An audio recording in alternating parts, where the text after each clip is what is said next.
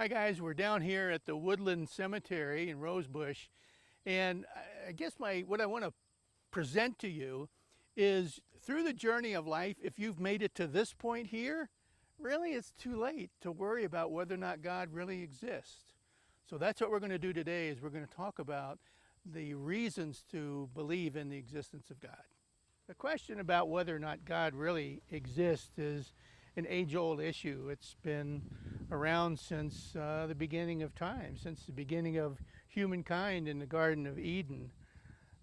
If you study the lives of Christians, who we would consider devout, some of the superstars of Christianity, you see, though, that their life wasn't always filled with this undying belief that God existed. It just wasn't always there. These giants of faith, like we read about, when you look at their lives, most of them spent some horrific times struggling with the quietness of God, struggling with the way that God orchestrated things in the world when things weren't happening the way that they felt that they should be happening, so to speak. Moses, of course, is a great example of one of those people that questioned and wondered what in the heck God was doing half the time. A conversation sometimes you have with people goes really well until it gets onto the topic of religion. And I remember one in particular where a guy said, I just can't believe in God. And I said, why? And he says, well, because if there is a God, why is the world so messed up? Why is the world as screwed up as it is today? And you got to admit that if you look at the world today, there's a lot of things going on, and you shake your head, and it's like, God, how much longer are you going to put up with this stuff? How much longer, God, are you going to let us struggle and suffer the way that things are here in this particular lifetime? Everybody's heard of Woody Allen, and Woody Allen made the comment once. He says, if there is a God, he's the ultimate underachiever. And I thought about that. I'm like, I could see where he got that perspective. But as a pastor, I deal more with the issue of people trying to wrap their minds around the concept of divinity, or wrapping their minds around the concept of a God that actually exists, actually orchestrates life here in this world, creates life from nothing. It's an issue that we struggle with because there really is no definitive answers. It's based on faith. You can't just always prove the existence of God. We wrestle and we say, is he really loving? Is he really caring? Is he really in control? Again, based on the things that you and I see and we witness all around us, or on CNN or whatever. You can't go anywhere or see anything anymore without seeing a negative side to things. And was that the way it was always meant to be? Well, no, of course it isn't. Does everything begin with God? You got to ask that question too.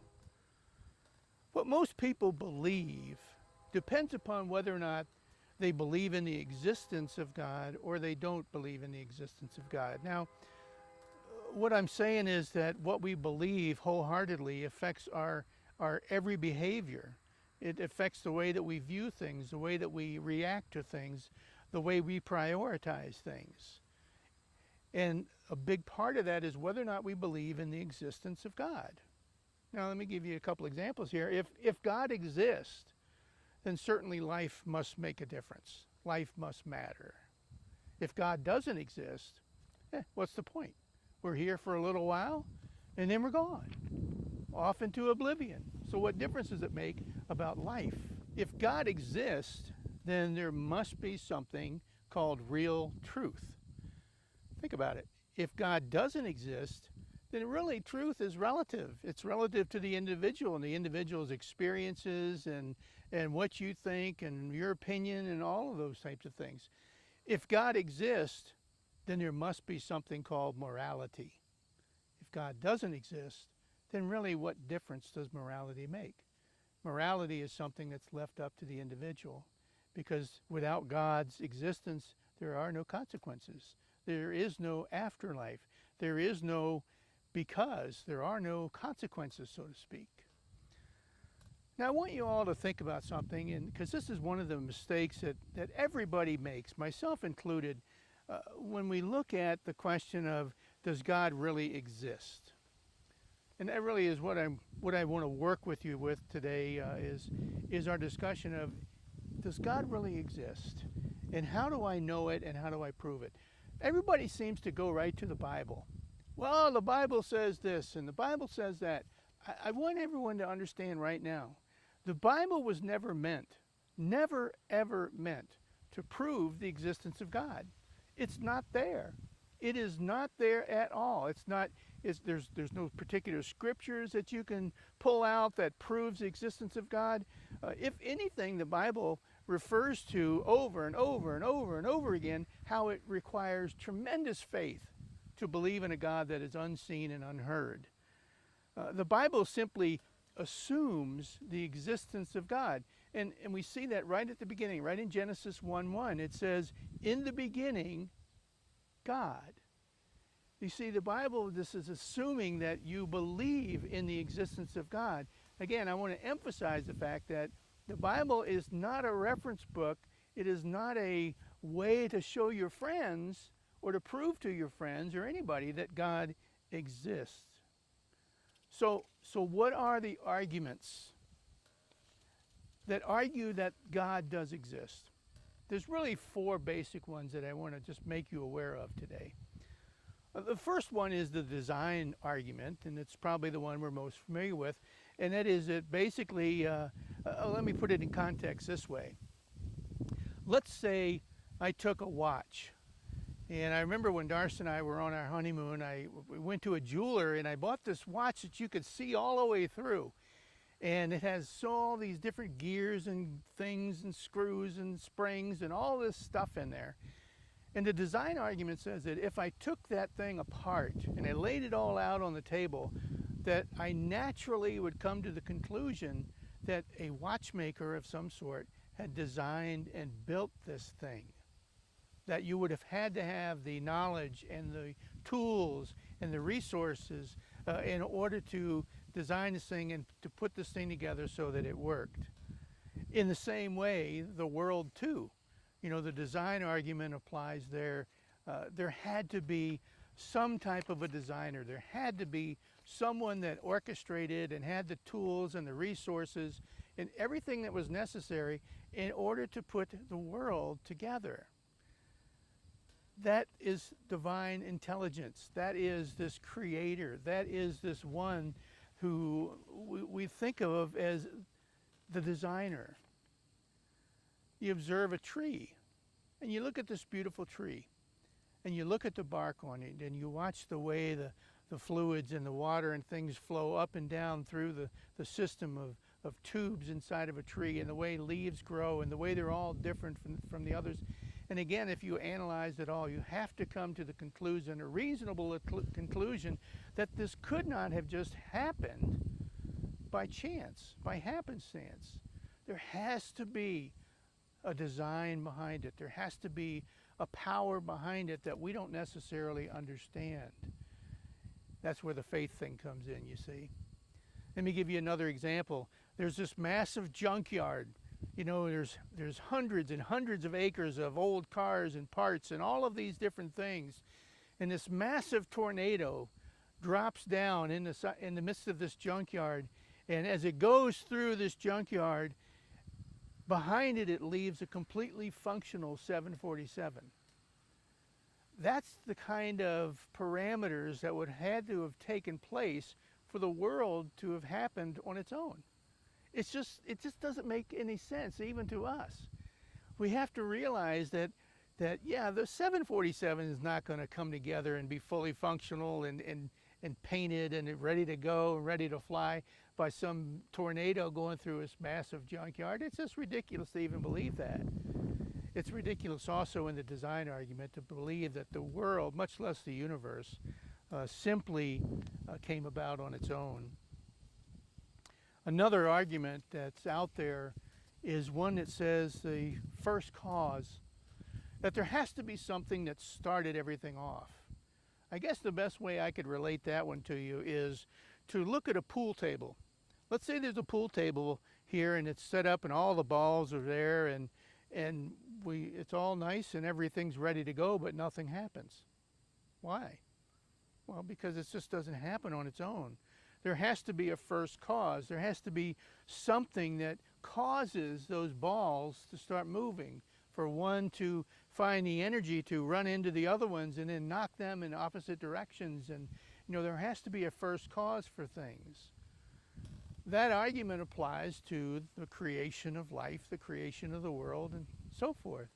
There has to be a first cause, and the only thing that makes any kind of sense in humankind, in our ability to understand, is there has to be a divine being. There has to be this divine creator out there that started the balls rolling. That's where the design, where the energy, where everything came from that started this universe off. So this argument is that there has to be something that started the whole process moving. Another argument that's out there is the moral argument. Where does morality come from? Who says what is right and what is wrong? Who made the determination that to save somebody that's drowning in a lake is the right thing to do? And who made the determination that to throw somebody you don't like in the lake that can't swim is the wrong thing to do? Was that simply humankind? Was that simply by accident? Was that simply, or was it God? Was it our divine creator that instinctively placed inside the thoughts and the hearts of each person that is created this sense of what is acceptable and what's not acceptable? You see, if there is no God, then human beings are really, it's up to us to figure out what's right and wrong. We can't even agree on the simplest things, much less what is right and wrong and what is acceptable for all people. But this argument says that God has placed inside of the heart of people this concept of right and wrong, and that He is the creator. He is the author of those particular items. People without this designer of what's right and wrong, people would really, they would be doing what feels right, what they see is good and acceptable in their own sights. We read about some of these things even in our own church. We read about these things every day in the news, and we hear about these types of concepts all the time. And again, I emphasize the point that we can't agree on many times the simplest of things, much less the most complex. Another reason to believe that God exists out there is to look at the person and the significance of who Jesus is. Jesus is really the representation of who God is in character, in power, and in being. Jesus came here to the earth not only to simply pay for the sins of humankind, for our disobedience against this God who is the Creator God, but also to give us a reference point of who God is, of how we can come to know God. As Jesus told the disciples, He said, hey guys, you want to see God? He says, well, you've seen me, you've seen God. I am the image of who God is. I am the image, the likeness of His character. Follow me and you're following God the Father. Without Jesus Christ and the history of who Jesus is, we really would be at quite a disadvantage of understanding that God is a loving and a Father that treats us with the utmost love and respect, as well as the requirement of obedience. You see, Jesus Christ, and we look at the history and the personhood of who Jesus is, He references God, this Father, this Creator, in so many different ways. Most religions teach that it is humankind that reaches out and looks for the presence of God and tries to figure out a way to come to know this God.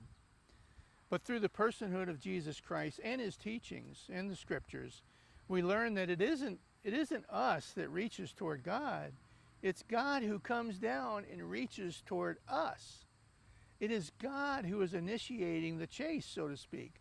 It is God who is the one that is putting all of these things into action in order to redeem humankind. You know, you have to realize that everything didn't just start from nowhere. We don't have the human capacity to really understand the whys and the hows and all of the different aspects of God's plan and purpose for what He has created here that we live in right now. As I said, there's a lot of different thought out there that talks about whether or not God is real and how do we know the existence of God. It all boils down to, again, faith. It all boils down to, again, what God has laid in front of us. And He says, I've revealed as much to you as I choose to. The question is, will you believe me? I can look at poetry, let's say, and I look at the piece of paper and I look at all these words and I put it under a microscope, and I might get to the point to where I say all this is a bunch of black ink and figures and things of different shapes and different sets of organization. There's a parchment that they're placed on, and there seems to be some kind of organization to it. And I can look at poetry and say that's what it is. Or I can read poetry, and I can let it rest inside of my heart. I can let the words that this person and the feelings and the situation that this person was describing, let it affect who I am. Truly, there's a difference between the person that looks at Scripture, that looks at God in a way that a person sees poetry as simply words and paper, against the person that looks and realizes that God is real and that love is who God is. You know, another way that we accept the presence and the reality of God is through our own set of experiences. And again, I've kind of illustrated that, or tried to, with the presence of Christ. And Jesus comes into the world, and through Him, through His life and the way He lived, we see who God the Father is. We see a sort of proof, if you will, that God does exist and who He is. We can look at Jesus and say, well, that's how I can come to know who the Father is. There was a man that experienced being born again, so to speak. He said to his class one day, he said, 5 years ago, he says, I didn't believe in the existence of God. He says, I hated God, and I actually hated the church. He said, I was a man of reason and a man of science, and I thought I was just too smart for all of that kind of stuff. He says, I was living the life. He said, I was making a name for myself. Life was going well. I had money. I was a big shot doctor. And I came home one night to an empty house. And in that house on the dinner table was a little note that said, we don't know you anymore. And the man said, I fell into the depths of despair. And he said, I continued to fall for many, many months after losing my family. He says, but suddenly something changed. And he says, it wasn't me. He says, but something or someone pulled me out of the depths of the despair that I had created all by myself. He said, that's when I became a believer in who God is, because I experienced the healing grace and the salvation of a loving God that stays with you even when you reject Him, and even when you deny His own existence. So again, love you. See you next week.